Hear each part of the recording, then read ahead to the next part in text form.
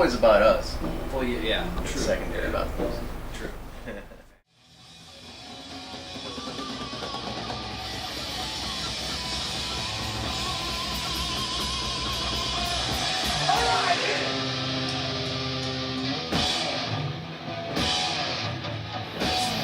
The intro's pretty awesome. I think the intro was always like the hook of the song.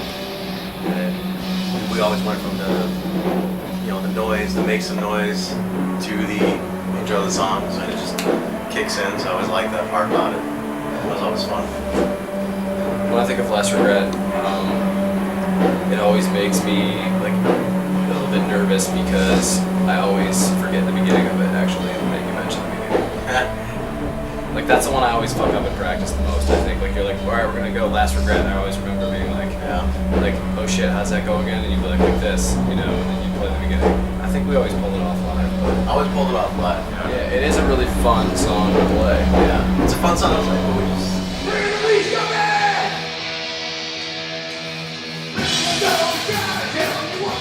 That was always like was always the flow in. Break the Leash Guppy, always listen for it. The song's about Guppy, which is interesting. But I'm talking about that a little bit. Eric wrote it about Guppy because when he was having his problems with booze and stuff, so it was like he had a leash on him and it was controlling him. So he went through a tough time. And Eric wrote the song about him, so it had a personal touch to it. I don't think a lot of people even know that, so that's kind of a nice little factoid to have. But yeah, it was about Guppy. That was another fun song. I actually forgot that was the case. Yeah, I was told that once, but yeah, that was it though.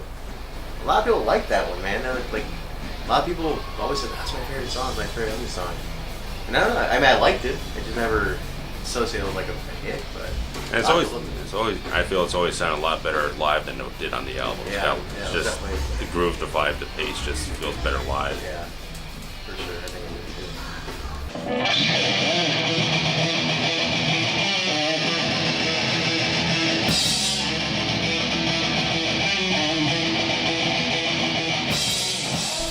That's like it's a killer. I like that song. It's like it's nice. It's thrashy. Kicks in. It really gets you moving. I always liked it about that song. There was always a song that got you. If you didn't like the first two songs, this is the song that you would actually perk up and listen to if you were in the audience.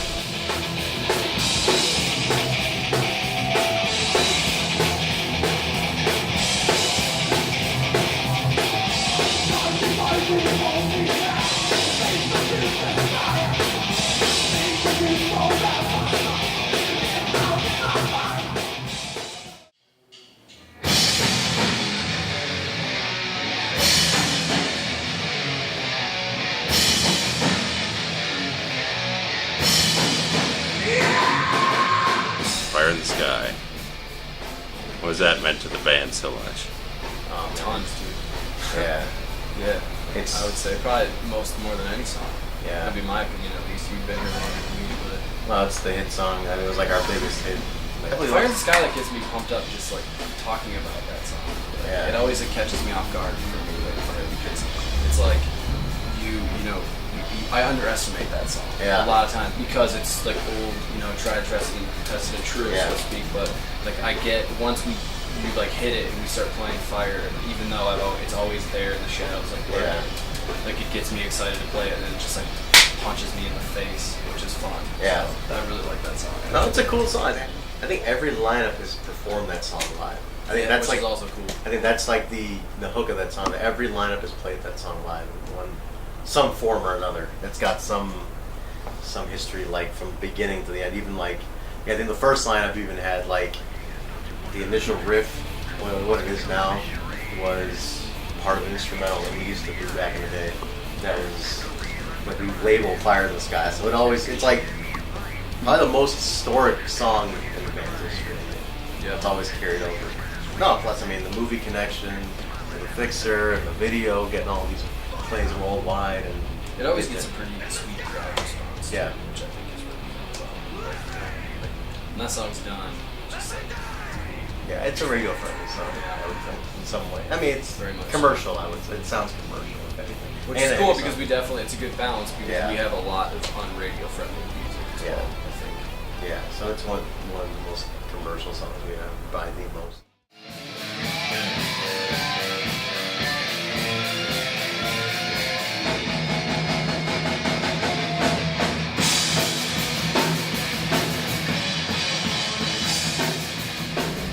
That was that. I like the speed of it. I thought it was a good speed song. It was a gallop, you know, not that. But it was fun. It had its moment. The set coming off. It was always usually after fire, so fire's kind of like a slow groove, and now it's kind of a fast groove again. Yeah. But it was cool.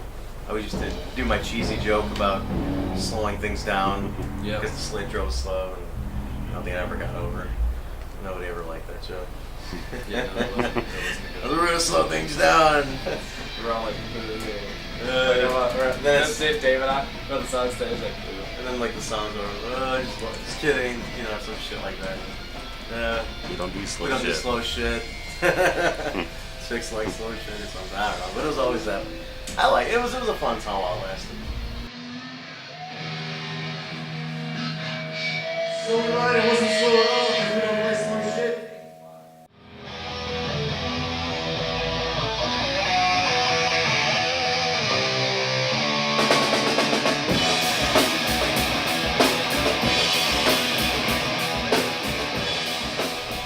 Dark was that song that was written like in that classic formula, kind of like Last Regret would be verse, chorus, breakdown, and then more at the end, another verse and stuff at the end. But it was a fun song. It was yeah, it had speed, it had a nice riff.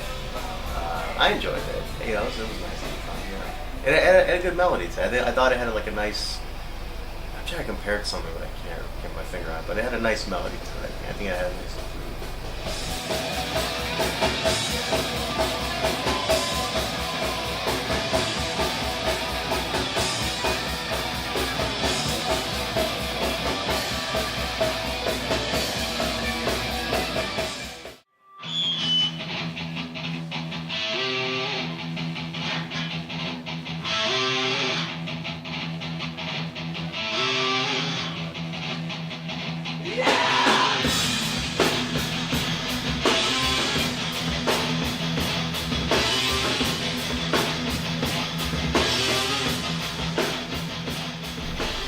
Which is now officially, you know, in life now. I think it's kind of become its own thing now. That's another one that was really fun to play. Yeah, it was in its infancy then when we did it on this. On that show. I think that was probably one of the first times we played it live. So I think it's. That's another track, that song in general that I remember where we were at when we wrote that one. It was the first song we wrote together though. That lineup with Dave was the first song we all wrote together though. I know that. Yeah, and it was funny because Dave and I actually kind of started flirting with it first. Yeah. Yeah, right before Dave was gone. Yeah, that was. Yeah. But yeah, that was the first song that lineup I wrote together. It was nice. That's got a nice little historic. But Dave, I love Dave. So. Poetically, that was the first song. Dave, if you see this, I love you. He's lying. I miss you, actually. Nobody misses you. I do. I miss you and your antics every day. Actually, Yeah, we kind of do. It is. Yeah, we do miss. you don't miss call, that. you don't write. I No. miss you a ton. But it was the first song that lineup ever wrote together, the Dave lineup, and then it was the first song we recorded with Tim.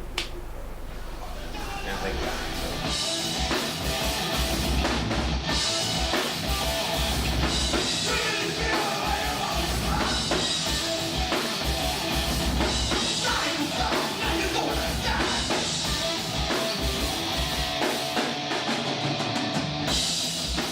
I liked it. Who likes it? I don't remember a few times we played it live. Some people really liked it and reacted to it, and then sometimes we played it live and some people didn't get it. They didn't like it. I don't think they got it. I don't think they. It's interesting because I never get a lot of feedback about our stuff in general after shows. I just judge based on like the reaction I see. What are your thoughts? It's just like the reaction I see. Like a lot of times people, they'll either love like the changes in it. You can't gauge a response, but some people either like it or some people just look confused by it. But that's okay with me. I don't really care about that. I don't mind. I should like. I like that a different song can one song can garner different emotion in people. I think that's one of the starts of one of our songs that's not real radio friendly. It's got a riff that has a dash of it, but not enough to be like fire. Yeah.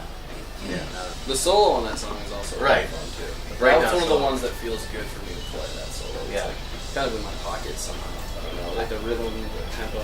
Yeah, I think we almost give it the impression that it's a filler song, but then by the time you start breaking down and soloing, it's like, oh shit, this is actually this is something big. And I always really like that siren-y song, that feel that it has to it, that sound. That is always just. Remember, writing that song when I figured out how to do that. Yeah. I was like, oh, that sounded cool. Yeah. And it always kind of stuck with me. So it's very simple though, which is interesting. Very simple song. It's really simple. It's a good middle set song.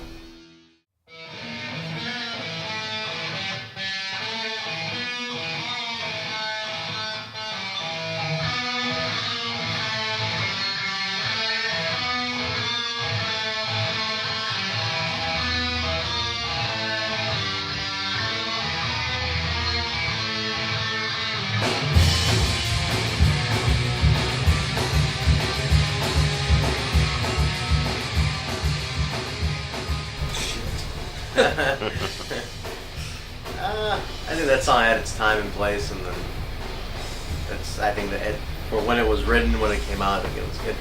We did whatever we could with it at the time by enhancing it, whatever we did with Dave and Kramar, but that's not. It's one of those songs that I think was simple. We wrote it because our capability was simple at the time, and it just carried over into the other lineup. But I think it was like we couldn't do much more with it. It's just stuck in time, and it's one of those songs that it doesn't stand the test of time. It's stuck in one.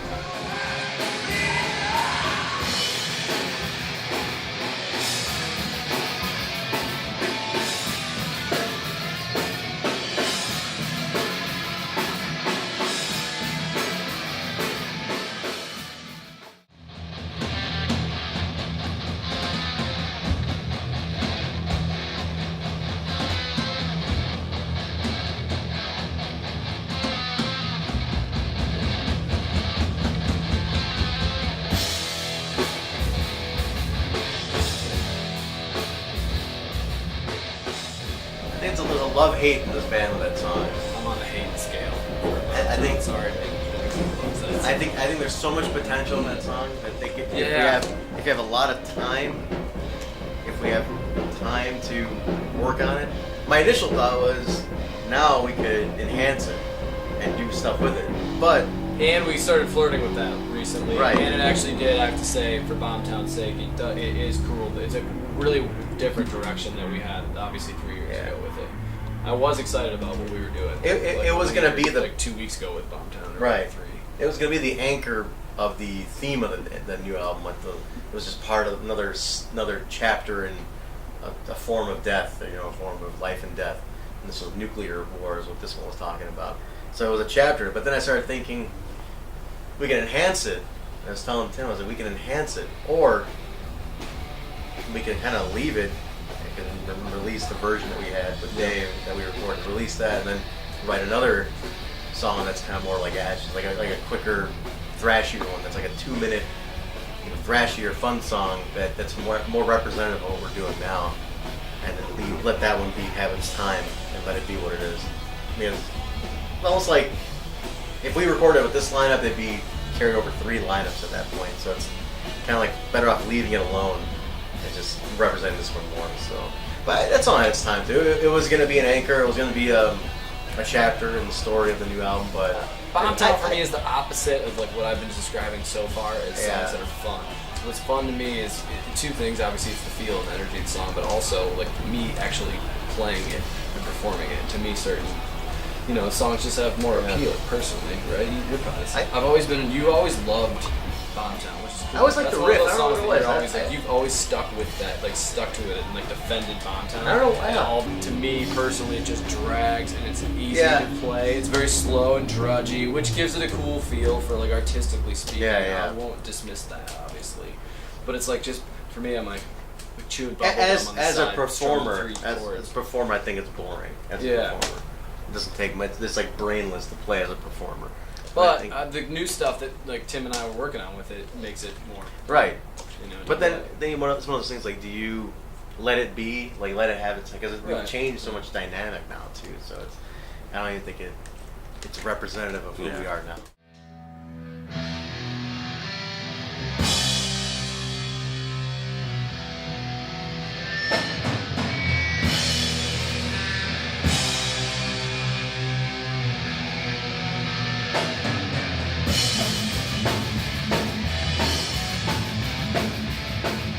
I don't know, always one of my favorites, man. I think it's the best closer. I think it's energetic. It is fun. Performing wise, you can do your best stage antics to it. I think it's got a great energy. You tell me what the song was like before he came in. It was stiffer before he came in. I think it was very.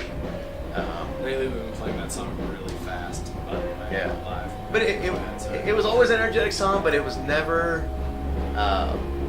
It feels like it has an attack now. I think before it felt very too structured. Now it's like man, this is a fucking party. You know, we're gonna close this fucking show out. We're leaving you on a high note. We're just leaving them buzzing at the end of it because it's so goddamn explosive the way it comes out. I think It's the mosh pit song. it's a mosh pit song. Yeah, I mean we had a double or mosh pit at one time. It was awesome. But it's a fucking explosion song. I love that part about it. It leaves you at the end with a big bang, and it's like, all right, we're out of here, and boom, and it's like you're going, and then it just hits you. You know, it's awesome. It was always one of my favorite songs to perform. Probably my favorite one to perform live. Because I can just do wacky shit. I can do my stances, my poses, But yeah, battle. I mean, for me, it's man. When you it's say- workout for you basically. Yeah, when it's you like, say Battle of Britain, it like is immediately a range of wild emotions rushes through me. It's like there's so many things pulling at me. With that. you know, so much work is ahead of you. So many about to happen. fear, love, hate, all of it goes into that. But there's, like, It's so an much instant work flash of about to emotion happen. That's like battle. Yeah, for me personally, at least. But I think he's gotten to be It's the most demanding as hell. You gotta be very experimental though. That's like with the solos. It's never the same solo Yeah. twice. And Well, that's the thing too, because I always make up solos just on stage, which is fun. I have a little bit of a skeleton. So the usually, beginning and but- the end you have, and then in the middle is always like you've been able to try wacky different shit in Yeah. the middle, like dive bombs and chopping your guitar and like all sorts of Battle of shit. Britain actually for me is even an artist on a whole. I think has made me that song just like playing with it, tinkering with it. In generally, I can remember moments of coming out of like an artistic plateau as a performer and a musician in general. Like that song Yeah. has actually helped me grow as a musician. I suppose I would describe it as. Yeah. Which I guess kind of a weird analogy, but they really have gone through so many ups and downs. That damn song. Yeah. But I think it's been able. I love it though. Don't get me wrong. I mean, it's like the. Like you said, I think you've been able to do the What can most you say? experimentation as a performer in a song. Like just the way you can dictate yourself on stage. You have so much freedom, and it's Yeah. like, it's going. It's like such a motor that song's always like I've going. literally reached I guess what I was trying to say is I've reached milestones in my musician career. Yeah. It's an During epic song. playing that song. Yeah. And I always know it's a good show when Trent goes, dude. The battle solo was awesome. It always gets me. Victory. Less is more, man. It's Yeah. such a long solo, and I'm always trying to outdo myself with it, mentally. And I always right before that end solo we go into it, I just go into super beast mode. And mentally, my mind's like, your brain starts talking to you at parts of things in your Yeah. performance. It's like, don't fuck up, dude. This is it. Don't get scared now. I never It's really like- thought about what you're preparing for as going to, because I know It's a mess. Sometimes, That's a ball of emotions talking about. sometimes I'm not kidding. I've let you go like 3 minutes, Yeah. soloing straight. I'm like, You've let me go for ages, and sometimes I want to kill you for not cutting it short. That's I never really but thought about, sometimes like- if I'm on fire, I don't want to stop. You know? I just gotta I'm just why, like, yeah, I just this gotta- is awesome. Just rock it out, you Yeah. know. And then there's sometimes I'm like, Trent, fucking, I know you like to make this solo go wow, but get me out of here, dude. Get me out of here. I never really thought about it until right now. Like I how think much, that night particularly though at Abbey, if I recall, was a cool solo. Yeah, it I was a think you great were solo. cool. Yeah. You know, It's a fantastic solo that night. But like, there's been times I'll let you go even more. But that one was really long that night. Yeah. That might have been the first night I karate chopped the guitar ever, I think. No, I think you karate chopped it. We have a picture of you karate. That was one of the moments again in my career. That was the first time I ever did karate chopped my guitar on stage. I just felt like doing it. I don't even know what happened. Something just came over me, and I was just like, in the moment, I was like, yeah! hope I don't, not that I'm gonna break it. Like, right, yeah. No, it was awesome though. I never thought about what you went through preparing for that until right now. the time, man.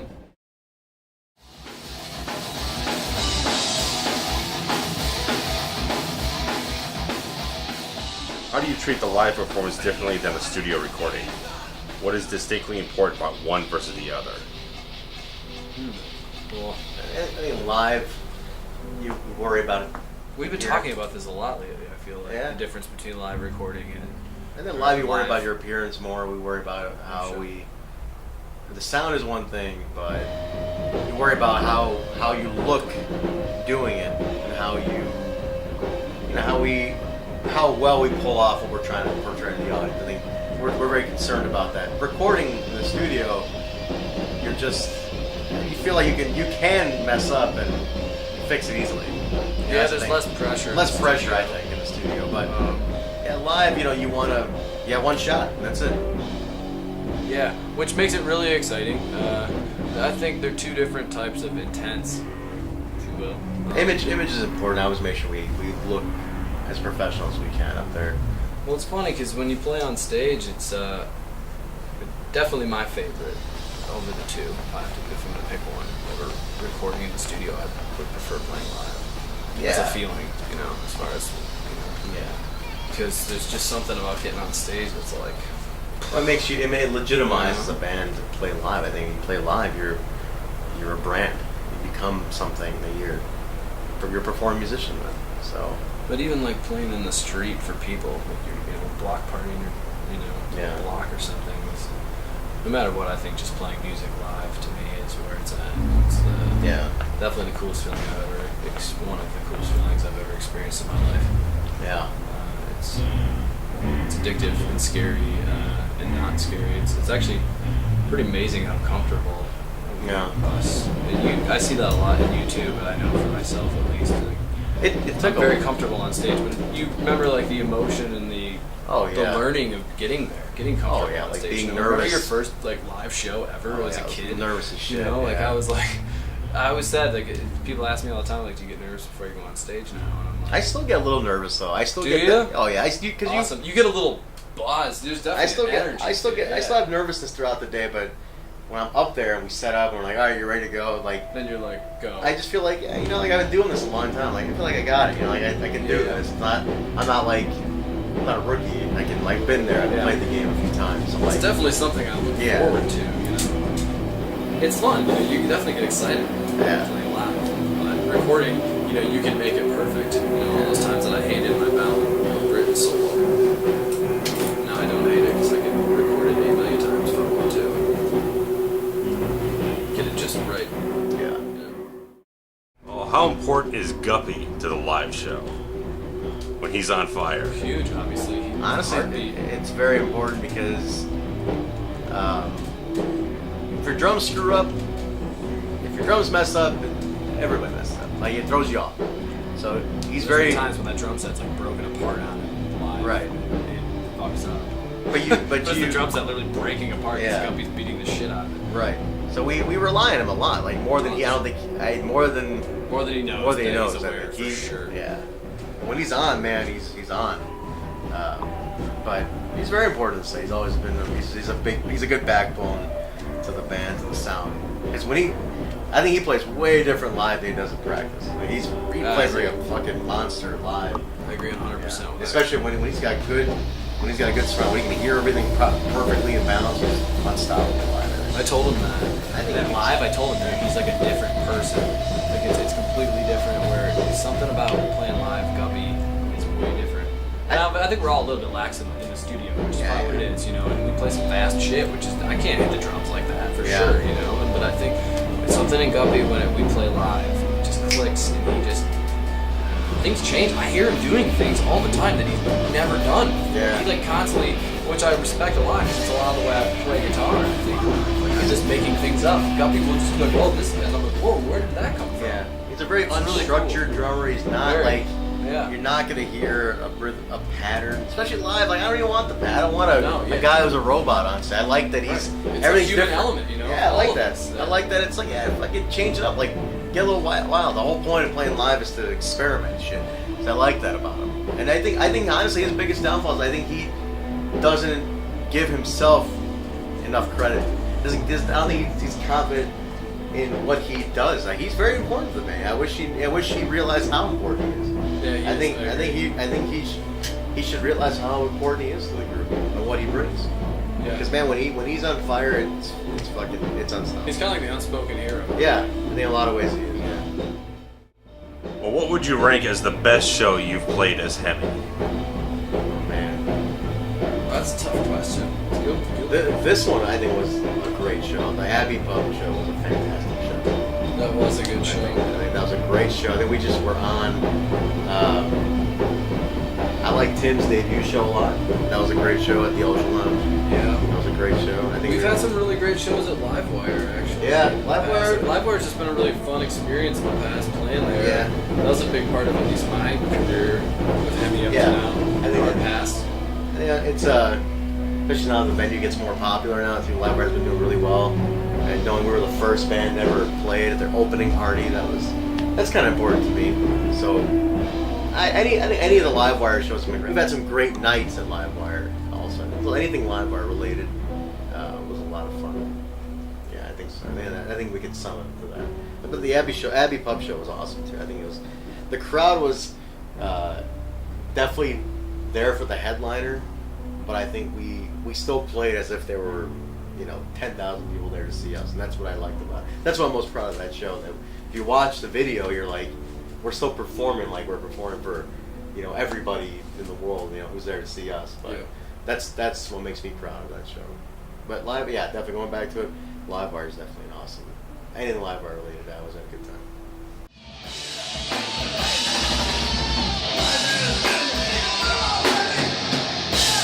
Thank you very much. We're heavy. Thank you for coming out.